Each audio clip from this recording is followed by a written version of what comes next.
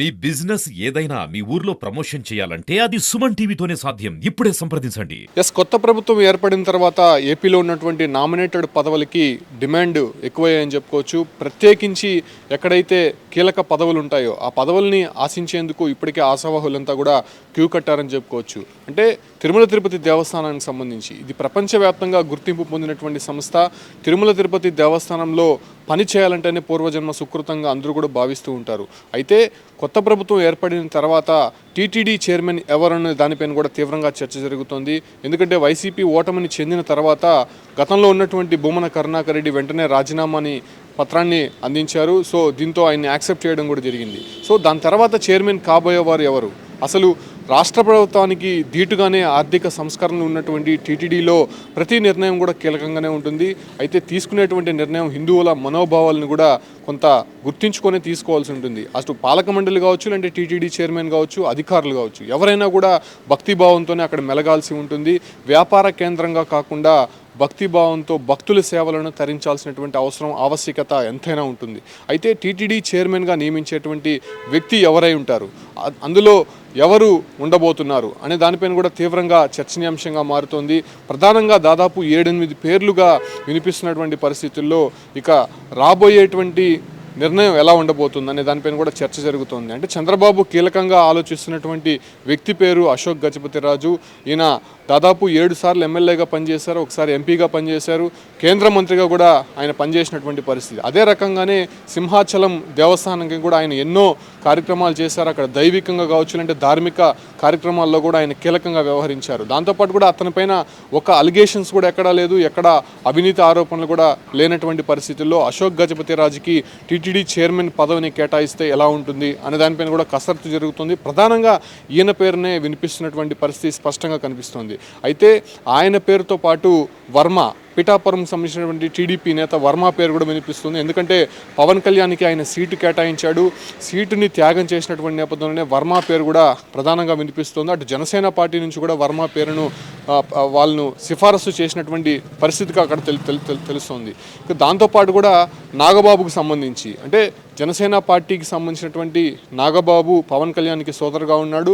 అదే రకంగానే ఎంపీ సీటును కూడా ఆయన త్యాగం చేసి ఉన్నాడు. కాబట్టి జనసేన పార్టీ నుంచి నాగబాబు పేరును కూడా పరిశీలనలో ఉంచాలని చెప్పి కూడా తెలుస్తోంది. సో నాగబాబు పేరు కూడా ప్రస్తుతం టీటీడీ చైర్మన్ రేసులో ఉన్నదని మాత్రం చాలా స్పష్టంగా చెప్పొచ్చు.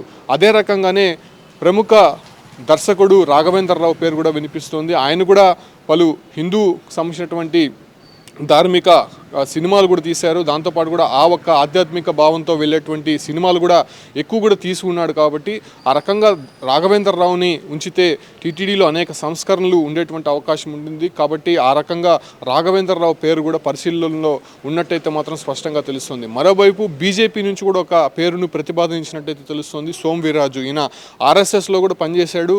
అదే రకంగానే హిందూ భావజాలం కలిగినటువంటి సోమ్ వీర్రాజుని టీటీడీ చైర్మన్గా సిఫారసు చేస్తే బాగుంటుందని చెప్పి కూడా అటు బీజేపీ నుంచి వస్తున్నటువంటి విజ్ఞాపన. సో ఆయన పేరు కూడా పరిశీలనలో ప్రధానంగా కనిపిస్తున్నటువంటి పరిస్థితి. మరోవైపు ఒక మీడియా ఛానల్ ప్రతినిధి ప్రధానంగా పేరు వినిపిస్తోంది.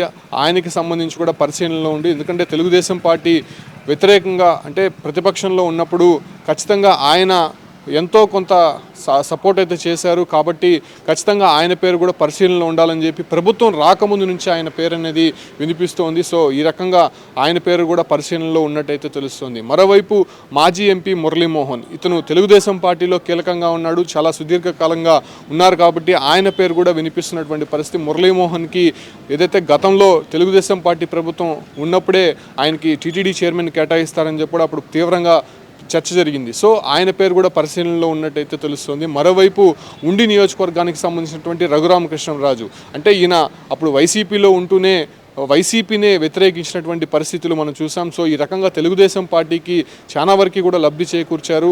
అయితే ఆ తర్వాత వైసీపీకి రాజీనామా చేసి 2024 ఎన్నికల్లో టీడీపీ నుంచి పోటీ చేసినటువంటి నేపథ్యంలో ఉండి ఎమ్మెల్యేగా ఉన్నటువంటి రఘురామకృష్ణరాజుకి టీటీడీ చైర్మన్ రేస్లో ఉన్నారని చెప్పి కూడా తెలుస్తోంది. అయితే రఘురామకృష్ణరాజు మొదట స్పీకర్ పదవిని ఆశించారు. అయితే స్పీకర్ పదవిలో ఆయనకి చోటు దక్కకపోవడంతో టీటీడీ చైర్మన్ పదవినైనా ఇవ్వాలని చెప్పి ఆయన విజ్ఞాపన చేసినట్టయితే తెలుస్తోంది. సో ఈ రకంగా ఆయన పేరు కూడా కీలకంగా పరిశీలనలో ఉన్నట్టయితే మాత్రం స్పష్టంగా తెలుస్తుంది. మరోవైపు నిర్మాత అయినటువంటి అశ్విని దత్ పేరు కూడా వినిపిస్తోంది. ఆయన కూడా అటు టీడీపీ సపోర్టర్గా ఉన్నాడు. చాలా వరకు కూడా ఫిలిం ఇండస్ట్రీకి సంబంధించినటువంటి వారినంతా కూడా తెలుగుదేశం పార్టీకి దగ్గర చేసే విధంగా కూడా ఆయన కూడా కీలకంగా వ్యవహరించారు కాబట్టి ఆయన పేరు కూడా కీలకంగా పరిశీలనలో ఉన్నట్టయితే తెలుస్తుంది. సో ఈ రకంగా 8 మంది పేర్లను టీటీడీ చైర్మన్ రేసులో ఉన్నటువంటి నేపథ్యంలోనే చంద్రబాబు ఎవరిని ఫైనల్ చేస్తారు, అసలు కేంద్ర ప్రభుత్వం నుంచి ఎటువంటి సిఫారసు అందబోతోంది, టీటీడీ చైర్మన్ రేస్లో ఎవరు ఉండబోతున్నారో దానిపైన కూడా పూర్తిగా సస్పెన్షన్ కొనసాగుతోంది. ఎందుకంటే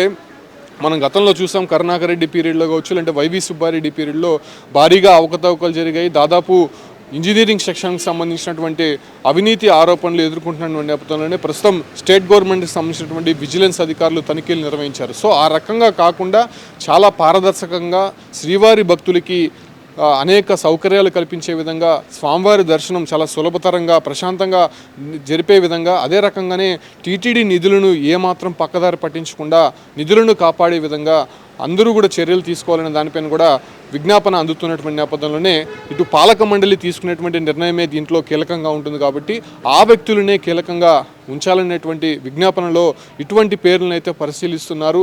సో చైర్మన్ పక్కన పెడితే ఇక బోర్డు మెంబర్లకు సంబంధించి అంటే ఇప్పుడున్నటువంటి బోర్డు మెంబర్లు మనం చూసుకుంటే పక్కగా ఉన్నటువంటి నేపథ్యంలోనే రాజకీయ నాయకులు కావచ్చు, అటు సినీ రంగానికి సంబంధించినటువంటి వారు కావచ్చు, లేదంటే వ్యాపార రంగాల్లో ఉన్నటువంటి వారు వీళ్ళనే పెట్టినటువంటి నేపథ్యంలోనే కనీసం వాళ్ళు అక్కడ జరుగుతున్నటువంటి ధార్మిక కార్యక్రమాలు కావచ్చు, అంటే భక్తులకి కల్పించాల్సినటువంటి సౌకర్యాలపైన కూడా కనీసం అవగాహన లేకపోవడంతో అక్కడ తీసుకున్నటువంటి నిర్ణయాలు ఏకపక్షంగానే ఉన్నాయని చెప్పుకోవచ్చు. ఎందుకంటే అక్కడ ఉన్నటువంటి ధర్మారెడ్డి కావచ్చు, లేదంటే చైర్మన్లదే ఫైనల్గా తెలుస్తోంది. సో ఈ రకంగా ఉన్నటువంటి బోర్డు మెంబర్లు కూడా కనీసం సలహాలు ఇచ్చేటువంటి పరిస్థితి కూడా అక్కడ ఎక్కడా కూడా కనిపించలేదు. సో ఈ రకంగా ఇప్పుడు కొత్తగా ఏర్పడేటువంటి పాలక మండలికి సంబంధించి బోర్డు మెంబర్లో కూడా కీలక వ్యక్తులనే ఉంచాలి, అక్కడ నిర్ణయాలు వాళ్ళు కూడా తీసుకునే విధంగా ధార్మిక సంబంధించినటువంటి అంశాల్లో కొంత అనుభవజ్ఞులైనటువంటి వారినే ఉంచాలని చెప్పి కూడా ఇప్పటికే అనేక ఫిర్యాదులు అందాయి.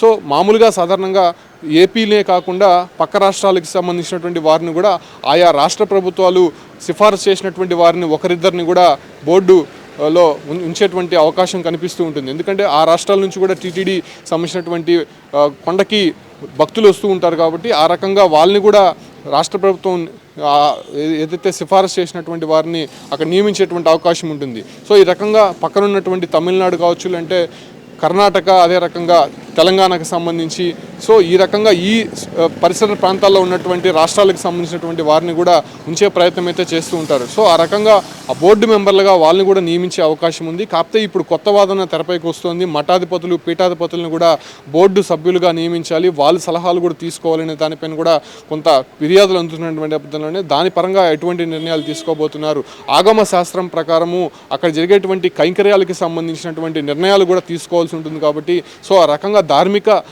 పరిషత్తులో ఉన్నటువంటి వారిని కావచ్చు, అంటే మఠాధిపతులు, పీఠాధిపతులను ఇలాంటి వాళ్ళని సభ్యులుగా చేరిస్తే ఖచ్చితంగా దాని పరంగా కూడా కొన్ని నిర్ణయాలు తీసుకునేటువంటి అవకాశం ఉంటుంది. స్వామివారి సేవల్లో కావచ్చు, అంటే ఆతిథ్య సేవలు, ఇతర కార్యక్రమాలకి సంబంధించినటువంటి వ్యవహారాల్లో కూడా కొన్ని నిర్ణయాలు తీసుకోవాల్సి ఉంటుంది. కాబట్టి ఇటువంటి స్వామీజీలు అక్కడ ఉంటే ఖచ్చితంగా దాని పరంగా కొన్ని సానుకూలంగా నిర్ణయాలు వచ్చేటువంటి అవకాశం ఉంది. కాబట్టి ఖచ్చితంగా వాళ్ళని కూడా నియమించాలని చెప్పి కూడా ప్రతిపాదన అందుతోంది. సో ఈ రకంగా చైర్మన్ నుంచి బోర్డు మెంబర్ల వరకు ఎవరిని నియమిస్తారనే దానిపైన కూడా ఇప్పటికే చర్చ జరుగుతున్నటువంటి నేపథ్యంలోనే ఫైనల్గా ఎప్పుడు ఈ ఒక్క బోర్డుని ప్రకటిస్తారు, ఖచ్చితంగా ఒక వారం రోజుల్లోనే ప్రకటన ఉంటుందని చెప్పి కూడా తెలుస్తోంది. కాబట్టి ఆ రకంగా తీవ్ర చర్చనీయాంశంగా మారినటువంటి నేపథ్యంలోనే ప్రధానంగా అశోక్ గజపతి రాజు పేరైతే వినిపిస్తోంది. మిగతా 7 మంది పేర్లు కూడా పరిశీలనలో ఉన్నటువంటి నేపథ్యంలోనే వివిధ పార్టీలకు సంబంధించినటువంటి అంటే కూటమిలో ఉన్నటువంటి జనసేన, బీజేపీ పార్టీలను కూడా సంప్రదించి ఆ రకంగా ఫైనల్ చేసేటువంటి అవకాశం ఎంతైనా కనిపిస్తోంది.